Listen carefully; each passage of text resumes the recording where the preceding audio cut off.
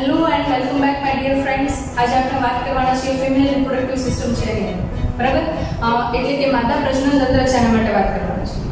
હવે એક્ઝેક્ટલી પહેલા જોઈએ કે માદા પ્રજનન તંત્ર જે છે એનું મુખ્ય કાર્ય શું છે. તો કે માદા પ્રજનન તંત્ર જે છે એ પહેલી વાત કે ઓજિનેસિસની પ્રક્રિયા એટલે કે અંડજનનની પ્રક્રિયા સાથે સંકળાયેલા છે. અંડકોષ એટલે માદા પ્રજનન તંત્રનો મુખ્ય કોષ કે જેના વડે ભવિષ્યમાં ફર્ટિલાઇઝેશનની પ્રોસેસ ફલનની પ્રક્રિયામાં અંડકોષ અને શુક્રકોષ ભાગ લેવાના છે. અને ફ્યુચર બેબી ડેવલપમેન્ટ જે છે એ પણ માદા પ્રજનન તંત્રની અંદર જ જોવા મળે છે. એટલે કે ભવિષ્યમાં જે બાળકનું નિર્માણ થવાનું છે એ પણ ક્યાં થશે? માદા પ્રજનન તંત્રની અંદર.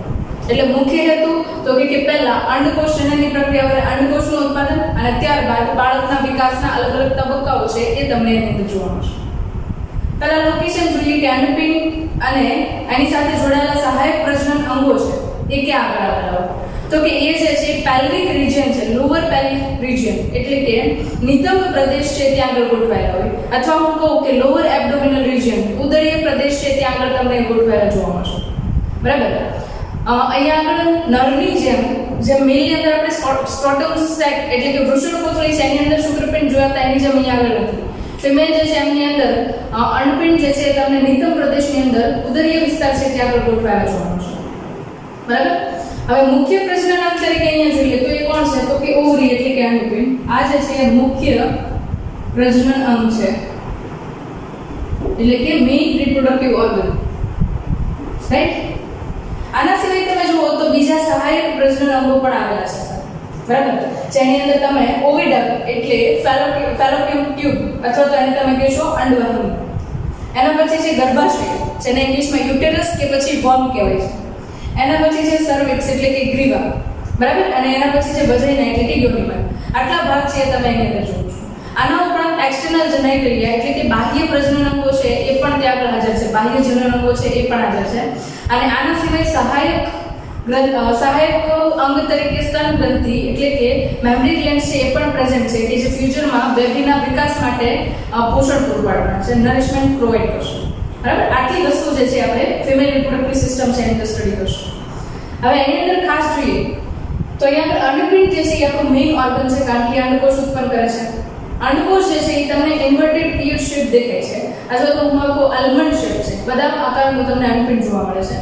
અને અંડપિંડ જે છે એ બે રીતે જોડાણ ધરાવે છે. એક ગર્ભાશય સાથે જોડાણ ધરાવે છે. તમને કીધું એ મુજબ નિતંબ પ્રદેશમાં ગોઠવાયેલું છે તો નિતંબ પ્રદેશની જે દિવાલ છે એની સાથે પણ એ જોડાણ ધરાવે છે. પેલ્વિક વોલ છે એની સાથે પણ એ જોડાણ ધરાવે છે, બરાબર? તો અહીંયા આગળ તમે જુઓ તો આ જે એક્ઝેક્ટ છે, બરાબર, એ જોડાણનો ભાગ છે જેને આપણે કહીએ છીએ ઓવેરિયન લિગામેન્ટ અથવા તો એને કહેવાય છે લિગામેન્ટ. લિગામેન્ટને આપણે કહીશું અસ્થિબંધ. ઓકે, એના પછી જુઓ તો એક નિતંબ પ્રદેશ છે એમને મિઝેન્ટ્રિસ.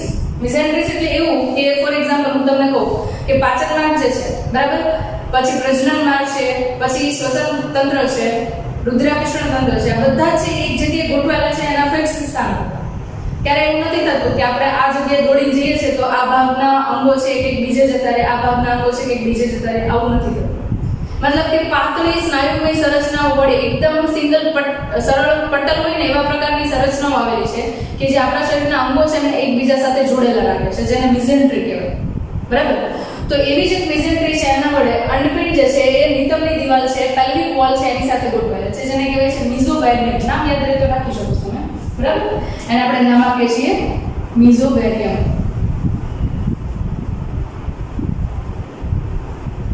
આ પણ એક પ્રકારનું શું છે તો કે એક પ્રકારનું જોડાણ છે કે જેના કારણે અંડપિંડ છે એની એક્ઝેક્ટ પોઝિશન ઉપર એમને મેઇન્ટેન કરે છે, બરાબર?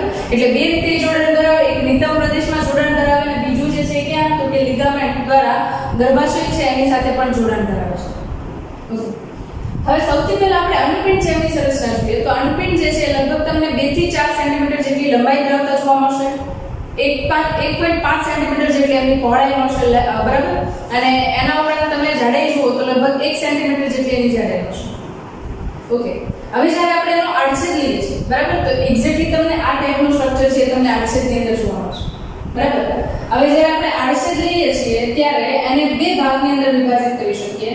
આઉટર રિજિયન છે, બાહ્ય જે પ્રદેશ છે એને આપણે શું કહીશું તો કે બાહ્ય પ્રદેશ જે છે એમને આપણે કહીશું બાહ્યક વિસ્તાર એટલે કે આને કહેવાય છે કોર્ટેક્સ રિજન.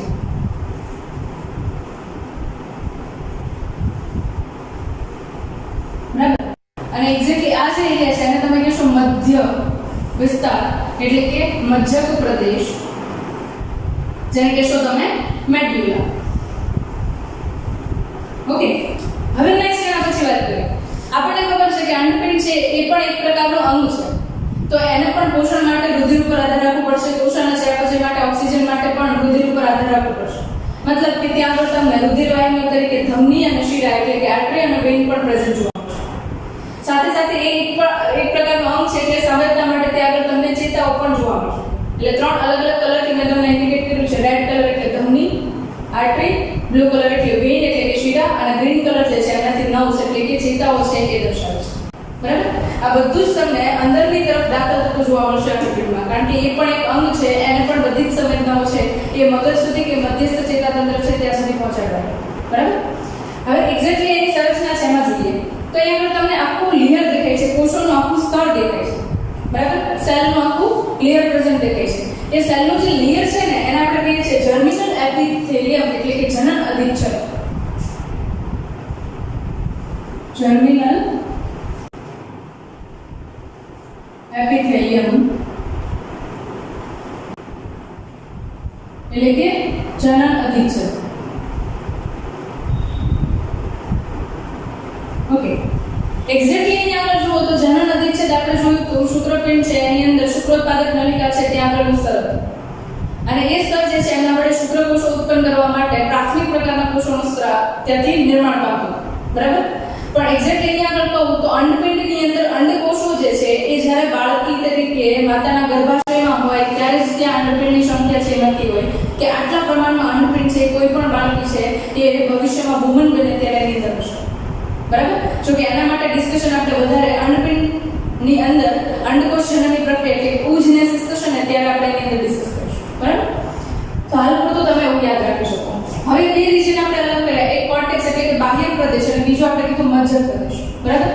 તો આ કોર્ટેક્સનો જે રીજન છે બાહ્ય પ્રદેશ છે ત્યાં આગળ મોટા ભાગે તમને અંડકોષ આવેલા જોવા મળશે.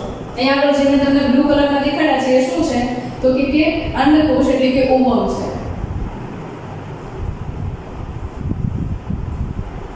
એ પણ આપણને યાદ હશે, પ્રાઇમરી લેક્ચર છે તો પહેલો લેક્ચર આપણો. બરાબર. આ ચેપ્ટરને લઈને એની અંદર મેં તમને કીધેલું કે અર્ધીકરણની પ્રક્રિયા એટલે કે મિયોસિસની પ્રક્રિયા વડે નિર્માણ પામે છે.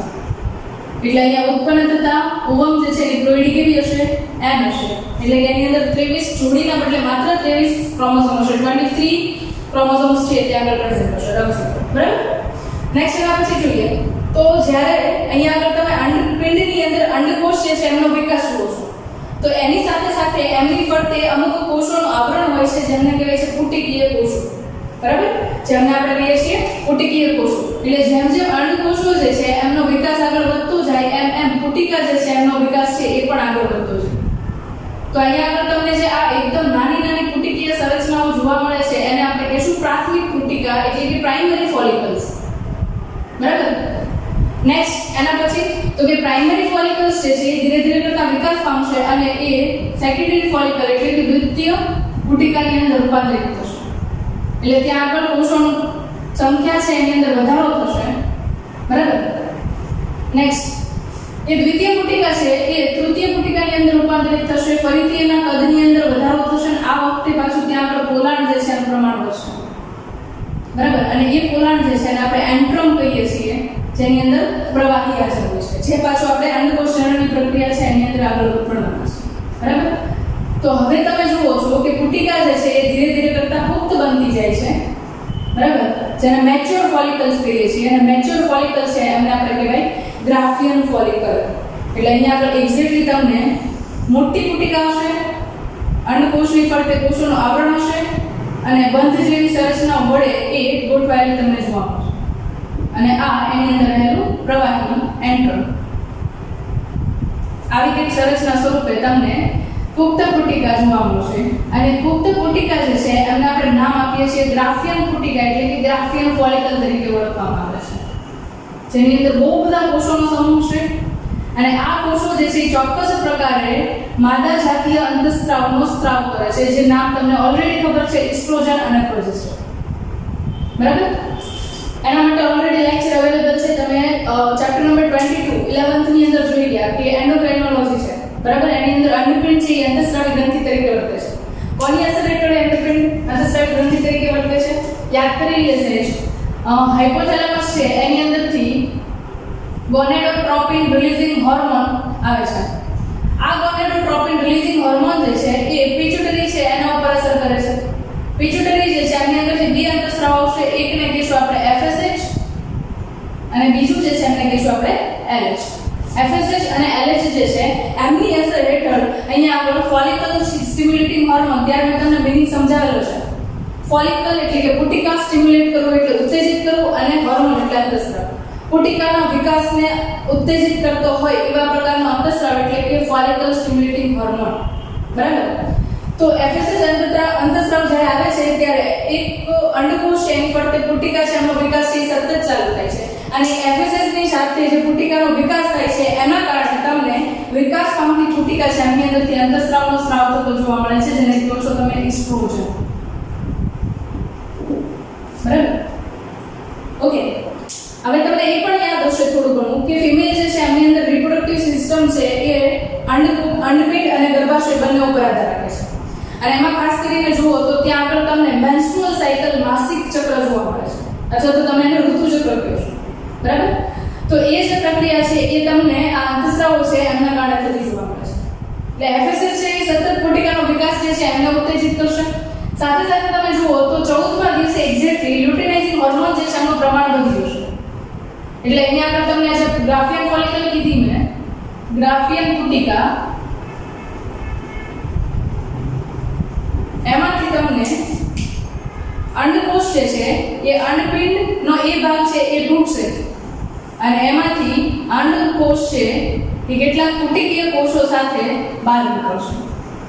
અને જે આ અંડકોષો છે એ કેવો હશે તો કે સેકન્ડરી ઓસાઇટ, એટલે કે દ્વિતીય પૂર્વ, એ હશે એ દ્વિતીય પૂર્વ અંડકોષ, સેકન્ડરી ઓસાઇટ, બરાબર. અને આના ઉપરાંત તમે જુઓ તો પુટિકીય કોષોનો સમૂહ હતો એ તો એમનામ જ રહી જવાનો, બરાબર. પુટિકીય કોષોનો સમૂહ જે છે એ અંડપિંડની અંદર એમને જ હશે, બરાબર. હવે દ્વિતીય પૂર્વ અંડકોષ જુઓ છો તમે, બરાબર. તો દ્વિતીય પૂર્વ અંડકોષ જે છે એ લગભગ અહીંયા આગળ આ પ્રવાહી જે છે એની અંદર મુક્ત થઈ ગઈ છે કોષોની સાથે, બરાબર. હવે આગળ ઉપર હમણાં પાછું આપણે બંધારણ જોઈએ ફેલોપિયન ટ્યુબનું, એના આધારે પાછું આપણે એને લર્ન કરવાની ટ્રાય કરશું, બરાબર. હવે અહીંયા આ પુટિકા જે છે એ એમને બાકી રહી છે, બરાબર. અને એ ડિપેન્ડ કરે છે કોના ઉપર તો કે અહીંયા અંડકોષ મુક્ત થયો એની અંદર ફલનની પ્રક્રિયા થઈ શકે નહીં, બરાબર. આને આપણે કહીએ છીએ કોર્પસ લ્યુટિયમ. શું કહેવાય એને? કોર્પસ લ્યુટિયમ, બરાબર. અને એના પછી જો ધીરે ધીરે કરતા એ વિઘટિત થતી જતી હોય તો એને આપણે નામ આપીશું કોર્પસ આલ્બિકન્સ.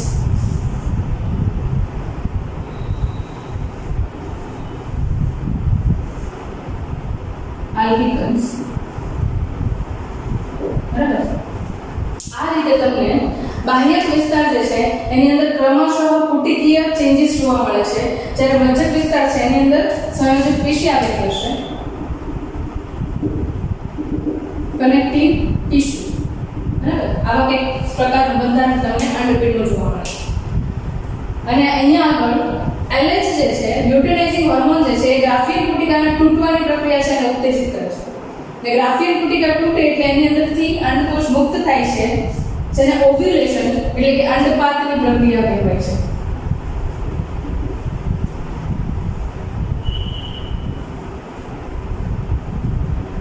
અને આ અંડપાત પ્રેરતો હોય એવો અંતઃસ્રાવ એટલે લ્યુટેનાઇઝિંગ હોર્મોન, બરાબર. લ્યુટેનાઇઝિંગ હોર્મોન છે એના વડે અંડપાતની પ્રક્રિયા થઈ ગઈ. એના પછી અહીંયા જે કોર્પસ લ્યુટિયમ મળે છે, કોર્પસ લ્યુટિયમ જે છે એના કોષો છે એ સતત પ્રોજેસ્ટેરોન અંતઃસ્રાવ છે એનો સ્રાવ કરશે. કોનો સ્રાવ કરશે? પ્રોજેસ્ટેરોન અંતઃસ્રાવ છે એનો સ્રાવ કરશે. અને પ્રોજેસ્ટેરોન હોર્મોન છે એઝ યુઝ્યુઅલ મેં તમને પહેલા કીધું એ પ્રકારે એને પ્રેગ્નન્સી હોર્મોન્સ કહેવાય છે, કારણ કે એ ગર્ભ સ્થાપનની પ્રક્રિયા, એમ્બ્રિયો ઇમ્પ્લાન્ટેશનની પ્રોસેસ છે એમને સતત જાળવી રાખવાનું કાર્ય કરે છે, બરાબર. આઈ થિંક તમને અંડરપિન છે એ ક્લિયર હશે. છતાં પણ જો આના રિલેટેડ કોઈ પણ તમને ડાઉટ રહી જાય તો તમે પછી કોમેન્ટ બોક્સની અંદર કમેન્ટ કરી શકો છો. હું હું તમને આન્સર આપીશ.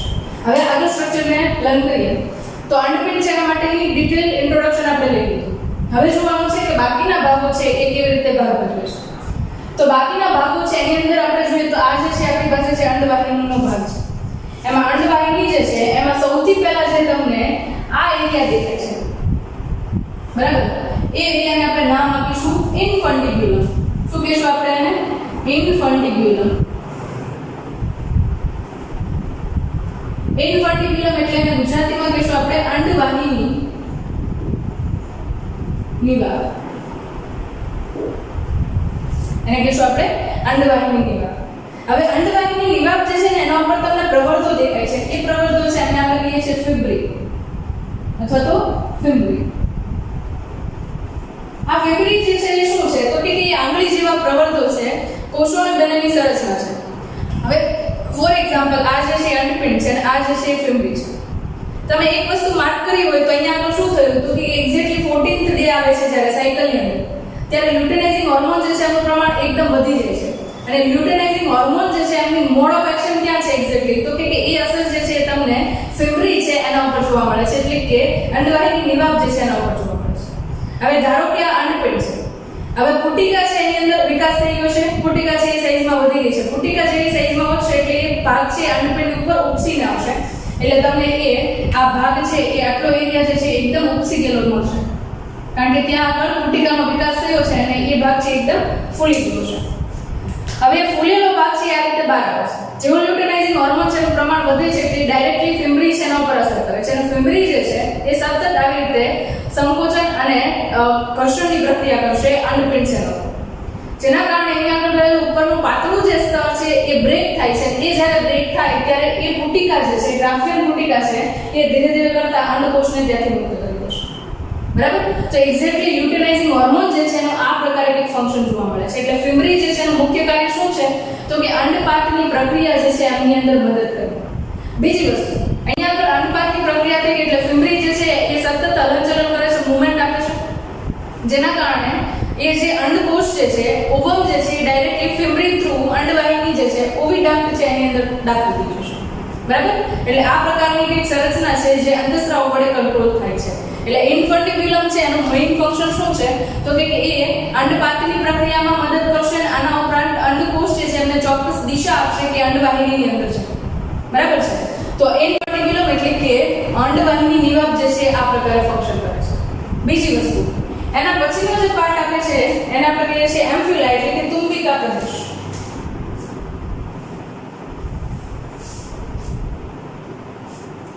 ઓકે, એને આપણે નામ આપીએ છીએ એમ્ફ્યુલા પ્રદેશ, તુંબિકા વિસ્તાર.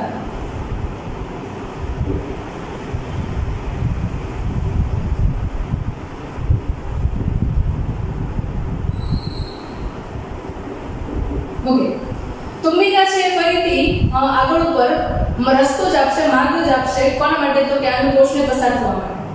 એક બીજી વસ્તુ અહીંયા મેન્શન કરી દો, તમે જે અંડવાહિની જુઓ છો એમાં જે સૌથી અંદરનું આવરણ છે એપિથેલિયમ લેયર છે એ પોતે પક્ષમલ અધિચ્છદ પ્રકારનું છે.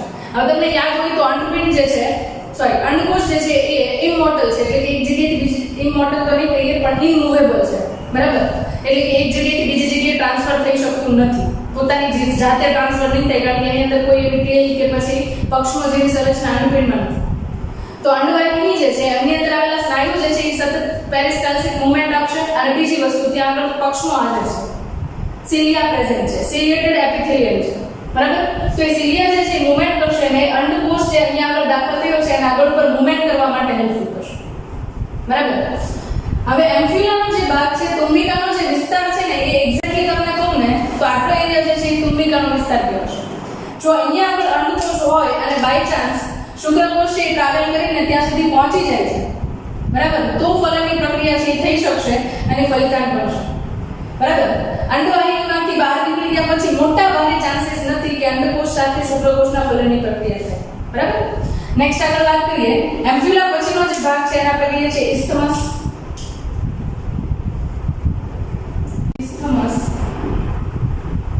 બરાબર, એને ગુજરાતીમાં પણ ઇસ્થમસ જ કહેવાય છે. અને એના પછી છેલ્લો જે ભાગ છે એને યુટેરાઇન ટ્યુબ અથવા તો અંડવાહિની ગર્ભાશય નલિકા તરીકે ઓળખવામાં આવે છે. આ જે એરિયા છે તમે જુઓ તો એ થોડો થોડો બ્રોડ થતો જાય છે અને ગર્ભાશયની અંદર એ ઓપન થાય છે. બરાબર. યુટેરાઇન ટ્યુબ તરીકે એને ઓળખવામાં આવે છે. બસ એક આ યાદ રાખવાનું છે તમારે કે એમ્ફિલા રિજિયન છે, બરાબર, અથવા તો ઇસ્થમસ રિજિયન છે. આ એરિયા જે છે પર્ટિક્યુલરલી એમ્ફિલા અને ઇસ્થમસ એ એરિયા જે છે એમાં ખાસ તુંબિકા પ્રદેશ છે, એમ્ફિલા રિજિયન છે, ત્યાં આગળ કલરની પ્રક્રિયા થઈ છે. એમસીક્યુ ની અંદર તમને કે ક્વેશ્ચન ની અંદર પૂછાઈ શકે છે. બરાબર. નેક્સ્ટ એના પછી વાત કરીએ તો મુખ્ય અંગ તરીકે શું છે કે આ બધા પાર્ટ જે છે એમને સંયુક્ત રીતે આપણે શું કહેશું તો કે એમને આપણે કહેશું અંડવાહિની એટલે કે ઓવિડક્ટ. અંડવાહિની. બરાબર. નેક્સ્ટ એના પછીનો પાર્ટ જોઈએ.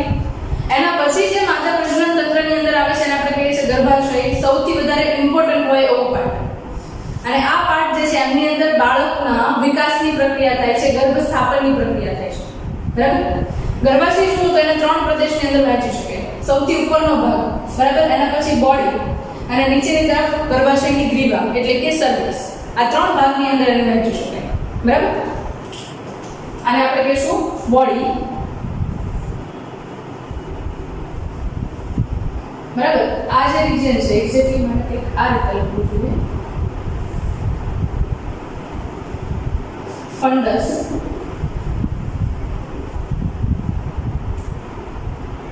ફંડિક પ્રદેશ, ફંડક એરિયા. બરાબર.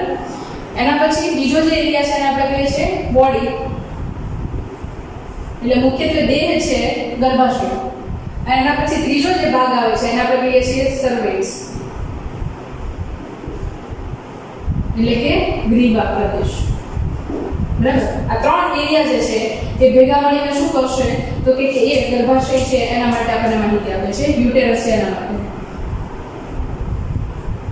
ગર્ભાશયને આપણે વોમ પણ કહીએ છીએ અથવા તો એને કહેવાય છે યુટેરસ. ઓકે. હવે અહીંયા આપણે એક્ઝેક્ટલી આની અંદર જોઈએ તો મુખ્યત્વે ગર્ભાશય છે એ ત્રણ સ્તરનો બનેલો છે. એપિમેટ્રિયમ, એન્ડોમેટ્રિયમ એન્ડ માયોમેટ્રિયમ. બરાબર. ત્રણ સ્તર છે. ત્રણેય અલગ અલગ કલરથી મેં તમને અહીંયા ડિફાઇન કરી નાખેલા છે. સૌથી બહારનો જે છે બહારની બાજુ આવેલો છે એને આપણે કહીએ છીએ એપિમેટ્રિયમ. શું કહીશું એને? એપિમેટ્રિયમ. બરાબર. એપિમેટ્રિયમ એટલે બહારની બાજુનું સૌથી પાતળું સ્તર જે છે, બરાબર, એ જે છે એને એપિમેટ્રિયમ કહીએ છીએ. એના પછીનું જે સ્તર તમે જુઓ છો જે તમને એક્ઝેક્ટલી આ બ્લુ કલરમાં દેખાય છે, બ્લુ કલરનું જે સ્તર છે એને તમે કહેશો માયોમેટ્રિયમ.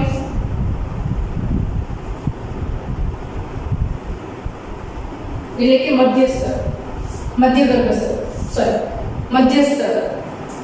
માયોમેટ્રિયમ જે છે, બરાબર, એની અંદર તમે જુઓ તો સરળ સ્નાયુ આવેલા છે, અરેખિત સ્નાયુ આવેલા છે, એટલે કે અનસ્ટ્રાઇપ્ડ મસલ છે, નોન સ્ટ્રાઇપ્ડ મસલ છે, સ્મૂથ મસલ છે.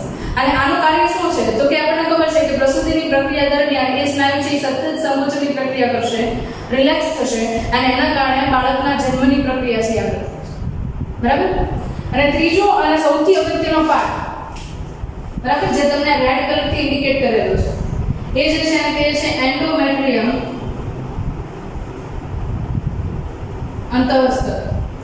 એન્ડોમેટ્રિયમ અંતઃસ્તર જે છે ને એ સૌથી અગત્યનું છે, જે દર મંથલી સાયકલ ચાલે છે, પર મંથ જે સાયકલ ચાલે છે એ દર મહિનાની સાયકલ છે એના એક્સપિરિયન્સીસ જે છે એમના થ્રુ દેખાતા હોય છે. માસિક ચક્ર દરમિયાન જો પહેલા 14 દિવસનો સમયગાળો જુઓ તો ત્યારે એનો વિકાસ ચાલુ હોય, બરાબર, અને પ્રોજેસ્ટેરોન અંતઃસ્રાવ છે એ જો વધારે પ્રમાણમાં સ્ત્રાવ પામશે તો અંતઃસ્તર છે એન્ડોમેટ્રિયમ છે એનો વધારે વિકાસ થશે, બરાબર. અને પ્રોજેસ્ટેરોનનું અમાઉન્ટ છે ધીરે ધીરે કરતા જો 28 ડે સુધીમાં વધતું જાય તો એનો મીનિંગ છે કે અહીંયા આગળ ઝાયગોટ બની ગયું છે, ફલિતાંડ બની ગયું છે, ફલનની પ્રક્રિયા થઈ છે અને ધીરે ધીરે કરતા ગર્ભ સ્થાપન માટે અહીંયા આવવાનું છે. તો એ ગર્ભાશયની દિવાલ છે એની અંદરનું એન્ડોમેટ્રિયમ છે એ વિકાસ પામશે, એન્ડોમેટ્રિયમ છે એ વિકાસ પામશે. પણ બાય ચાન્સ અહીંયા ફર્ટિલાઇઝેશનની પ્રોસેસ નથી થતી, ફલનની પ્રક્રિયા નથી થતી તો અહીંયા આગળ શું થશે તો કે અંદરની બાજુએ રહેલું એન્ડોમેટ્રિયમનું સ્તર જે છે એ 28 ડે આવશે ત્યાં સુધીમાં એ ધીરે ધીરે કરતા નીકળી જશે ત્યાંથી, ત્યાંની રુધિર વાહિનીઓ છે એ તૂટી જશે, બ્રેક થઈ જશે, જેના કારણે બ્લીડિંગ મેન્સ્ટ્રુઅલ ફ્લુઇડ જે છે બહાર આવશે, બરાબર, જેને માસિક સ્ત્રાવ તરીકે ઓળખીએ છીએ, મેન્સ્ટ્રુઅલ ફ્લુઇડ તરીકે ઓળખવામાં આવે છે. એના પછીનો સૌથી અગત્યનો ભાગ એટલે આ જે છે એને કહો છો તમે ગ્રીવા પ્રદેશ.